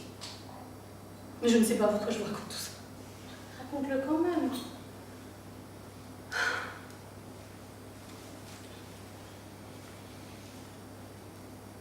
On est allé chez lui. Il m'a offert un verre. Puis il s'est déshabillé et on s'est couché, tout naturellement.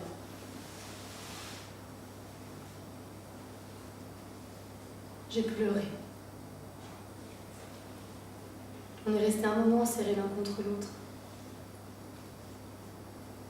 Puis il s'est retiré. Je suis allée me cacher à l'autre bout du lit.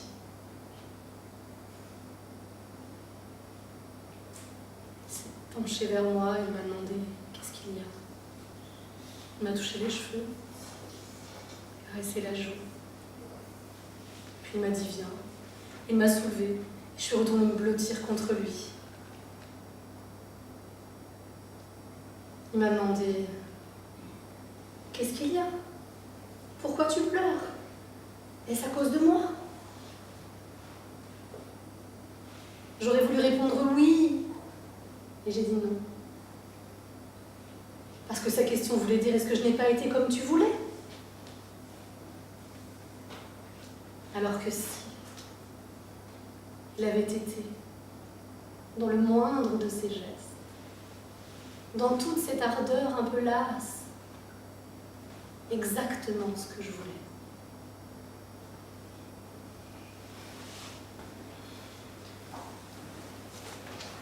Tu l'as revu? Au travail. Rien de plus. Il est parti depuis. 39 ans. J'avais 39 ans. Je n'étais pas une amoureuse, je ne savais rien faire. Et si un homme tel que lui s'était intéressé à moi, peut-être que j'aurais pu être plus coquette.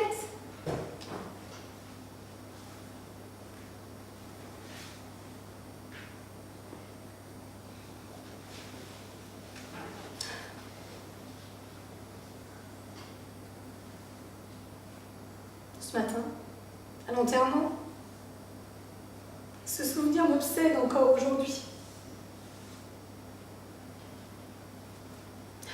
Je l'ai imaginé apparaître derrière un arbre. Il ne regardait que moi. Il restait à l'écart. Mais toutes les femmes racontent ça, il n'y a aucune métaphysique là-dedans. Tu en es sûre? Pourquoi tu es venue? Tu le sais bien. Non. Ah, alors tant pis. Quand je t'ai vue, j'ai cru que tu étais folle. Tu le penses toujours? Mais oui, Alors pourquoi tu me poses la question? cette femme, Julienne, a rendu fou mes deux frères. N'exagère pas. Et perdu d'amour, si tu préfères. Et ne fais pas cette tête, je ne suis pas aveugle, tu sais. Tu as tort. J'aimerais que tu aies raison, mais tu as tort. Si vous le permettez, je vais rectifier pour vous. J'ai vécu avec Alex, et je suis moi-même éperdue d'amour pour Nathan. Vous conviendrez que c'est assez différent. Tu as été sa maîtresse. Une nuit, Alex le sait. non, je ne crois pas.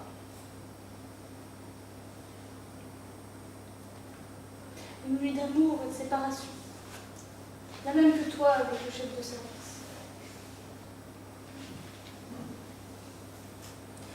Et vous, Julienne, vous n'avez pas de nuit à nous raconter.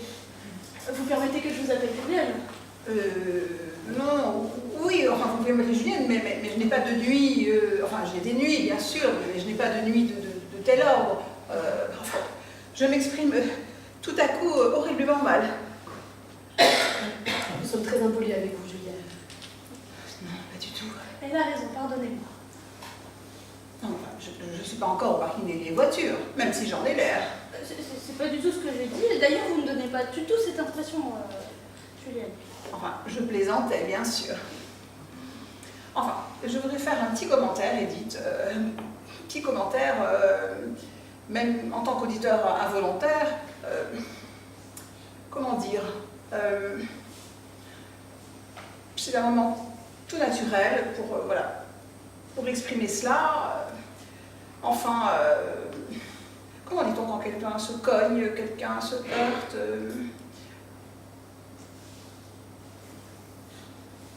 Ça m'a fait du bien d'en parler. Je n'y pense déjà plus. Quelqu'un vient? pour m'aider à préparer les légumes. On arrive.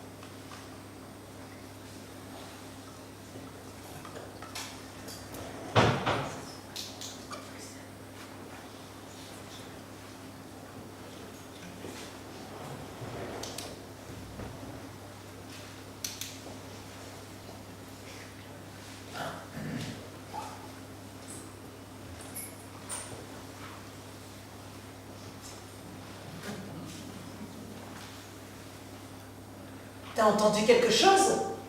Bah non, rien du tout. Tu n'entends jamais rien. T'as entendu quelque chose, toi?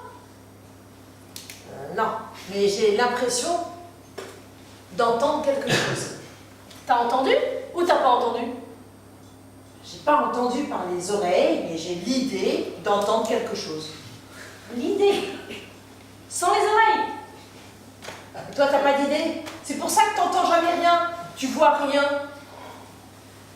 Je ne vois rien. Parce qu'il n'y a rien à voir. Et j'entends rien. Parce qu'il n'y a rien à entendre. Notre présence ici est inutile. C'est pour ça qu'on finit toujours par se voler. Inutile, vraiment. Les fusils, les sirènes muettes, nos yeux ouverts. Alors qu'à cette heure-ci, tout le monde a les yeux fermés. Je trouve ça inutile d'avoir les oreilles tendues à n'écouter rien, les yeux à ne fixer rien, alors qu'à cette heure-ci, nos oreilles devraient écouter le bruit de notre univers intérieur et nos yeux contempler nos paysages intérieurs. Est-ce que tu crois à l'univers intérieur, toi? Mais je crois qu'il n'est pas inutile qu'on soit là. Pour empêcher des évasions. Mais il n'y a pas d'évasion ici. La prison est bien trop moderne. Même un tout petit prisonnier, il ne pourrait pas s'échapper. Même petit comme un rat. S'il passait les grandes grilles, il y en a des plus fines après, comme des passoires, et des plus fines encore, comme un tamis. Faudrait être fait de liquide pour passer à travers. Et une main qui a étranglé, poignardé, un bras qui a tué, ça peut pas être fait de liquide, hein. Ça doit même plutôt être lourd, encombrant. Comment crois-tu que quelqu'un peut avoir l'idée d'étrangler ou poignarder, l'idée d'abord, et de passer à l'action ensuite? Pur vice. Moi, qui suis gardienne de prison depuis 6 années, je me suis longtemps demandé ce qui différenciait les meurtriers de moi, gardienne de prison, incapable d'étrangler, de poignarder, incapable même d'en avoir l'idée. Ben, j'ai longtemps réfléchi, j'ai cherché, et je les ai regardés sous la douche. Et parce qu'on m'a dit que c'était dans le corps que se logeait l'instinct de meurtrier. Et ben j'en ai vu plus de 600. Aucun point commun entre eux.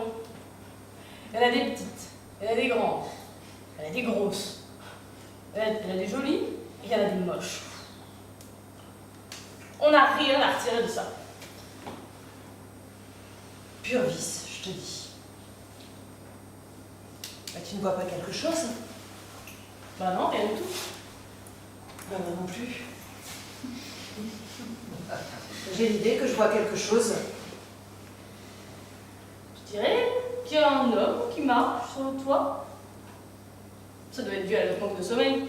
Qu'est-ce qu'un homme ferait marchant sur le toit? T'as raison. On devrait de temps en temps fermer les yeux sur notre univers intérieur. Je dirais même qu'il ressemble à Roberto Zucco, celui qui a été attrapé pour le meurtre de son père. Une bête sauvage, une bête féroce, à ce qui paraît. Roberto Zucco? Jamais entendu parler. Mais tu vois quelque chose ou je suis seule à voir? Non, mais j'ai l'idée que je vois quelque chose là. Mais qu'est-ce que c'est? C'est un prisonnier qui s'évade. Oh putain, t'as raison, c'est une évasion.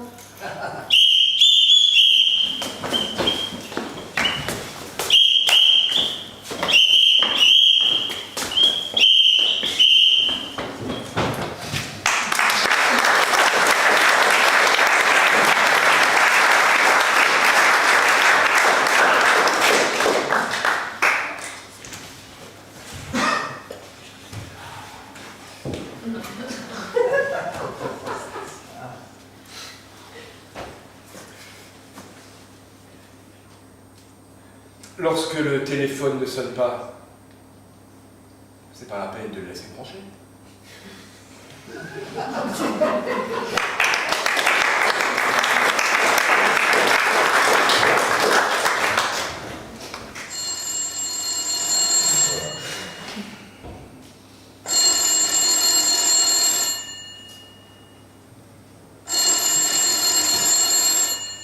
Non mais vous êtes tous là, il n'y a personne qui répond?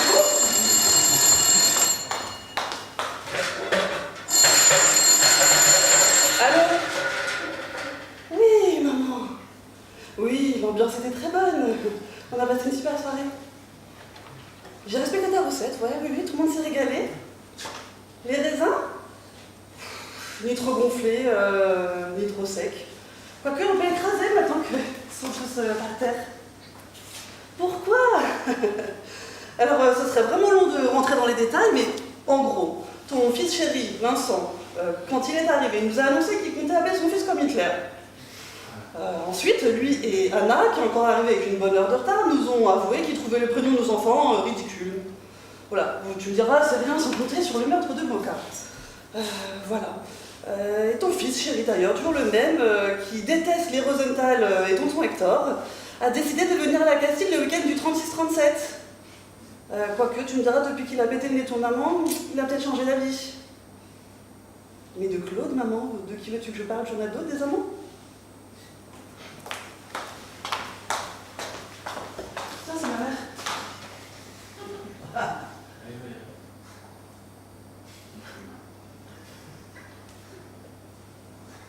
Elle rentre à Paris demain. C'est bien plus rapide que quand il s'agit de ses petits-enfants.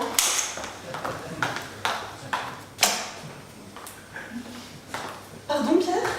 Tu veux que j'appelle ta mère pour lui demander pardon? Toi, Pierre? Et moi qui va me demander pardon à moi? C'est toi, Pierre? Hein, qui va me demander pardon? Je sais pas, solliciter mon indulgence? Faire acte de contrition? Peut-être demander des preuves que je t'aime encore après toutes les vacheries que tu m'as faites? Hein, c'est quoi cette erreur là? Je suis folle? C'est du langage corporel pour que tout le monde comprenne que tu vois pas du tout de quoi je parle? Hein, tu crois que tu vas te dédouaner avec tes yeux tout ronds là? Que les gens vont se dire pauvre petit Pierre avec sa bonne femme hystérique qui lui fait des crises? Hein? Tu verrais ta gueule, Pierre. Tu verrais ta gueule. Tu as la même gueule que mes élèves quand ils trichent, qu'on les prend sur le fait mais qui continuent de nier. Hein? Le livre de grammaire est bien posé sur les genoux. La formule mathématique est bien écrite dans le creux de la main. Mais les yeux disent non, non, non, madame, je ne vois pas du tout de quoi vous parlez. Hein, tu veux nier l'évidence, Pierre? L'évidence de toutes les crasses que tu m'as faites? Non, je sais pas, tu pourrais commencer par reconnaître que j'ai dû sacrifier ma thèse pour la tienne. Ta thèse, tu te souviens quand même que tu m'as volé mon sujet, hein? Parce que tu comprends, Babou, fallait pas gâcher. Hein, j'avais pris de l'avance avec tous ces mois et ces heures que j'ai travaillé à la bibliothèque de Sainte-Geneviève. Ça aurait été dommage de gâcher, hein? Hein, Babou? Et pendant que monsieur côtoyait Montaigne, eh bien, qui corrigeait les copies? Hein? Qui préparait les cours? Tu me diras, j'en avais du temps pendant mon congé maternité. Tiens, d'ailleurs, les enfants, parlons-en, les enfants. Tu sais que tu m'as supplié d'en avoir parce qu'il n'y a rien de plus beau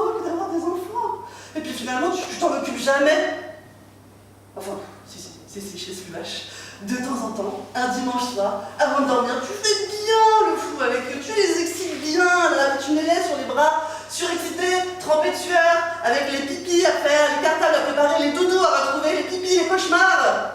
Hein? Et puis toi, tu vas t'enfermer dans ton bureau, ben oui. Tu vas lire le dernier article de Derrida dans la revue telle quelle. Parce que bon, les chiards, ça va bien 5 minutes, mais moi j'ai des choses à faire, hein. Mais moi aussi j'aimerais avoir le temps de lire. Oui, moi aussi, mais tant pis, pas le temps, babounette. Il faut s'occuper des enfants. Tu me diras, ça me servira à quoi? Tu m'emmèneras jamais à un de tes colocs, parce qu'au fond, tu as honte de moi, Pierre, dans mon petit poste, dans mon petit collègue, ma petite banlieue. Hein? Jamais tu fais en sorte que tes collègues, tes éminents collègues, me croisent.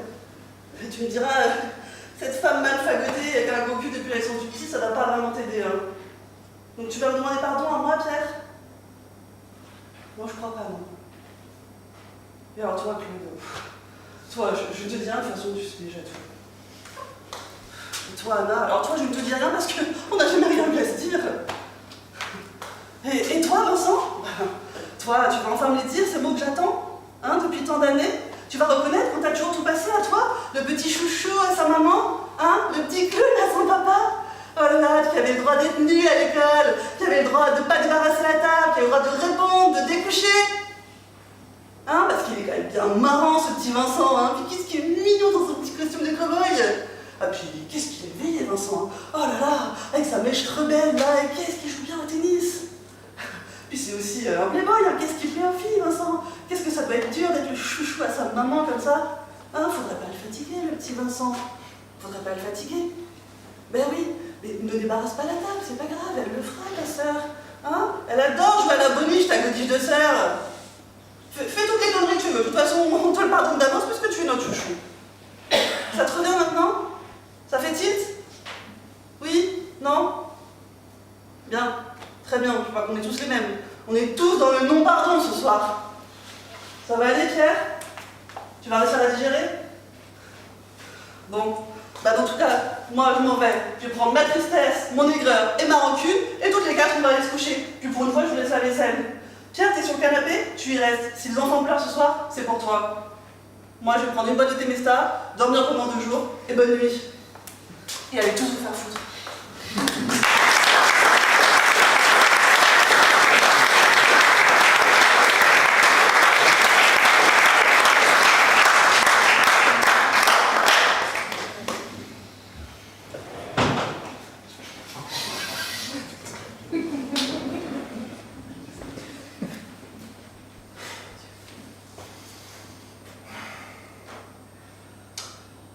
Je serais un vrai fumier si j'étais immortel. Donc, c'est aussi bien comme ça.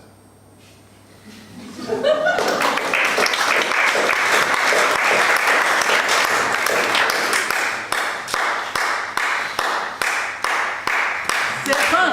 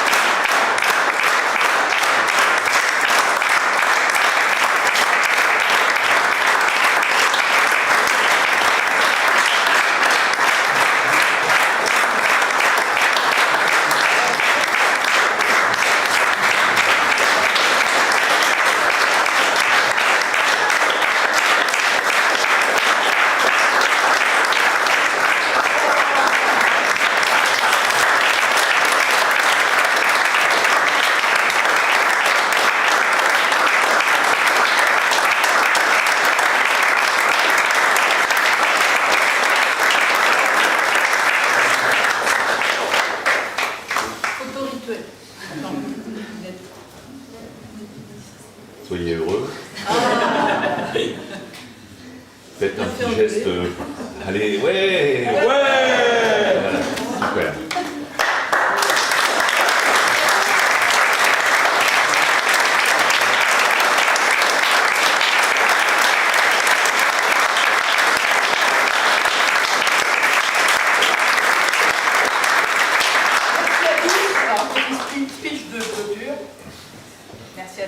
merci pour vos encouragements. Bravo aux artistes, vous avez été Formidable. formidables, voilà.